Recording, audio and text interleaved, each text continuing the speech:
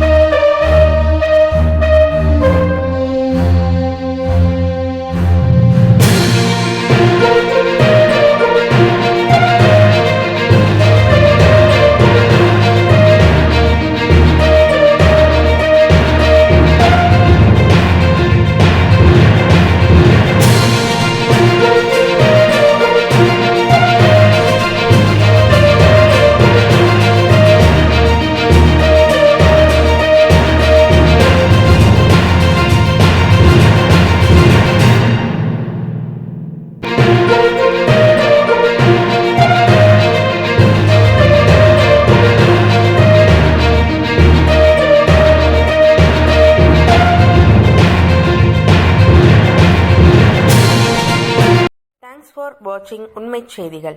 நெல்லை செய்திகளை உடனுக்குடன் தெரிந்து கொள்ள சேனலை சப்ஸ்கிரைப் பண்ணுங்க, லைக் பண்ணுங்க, ஷேர் பண்ணுங்க.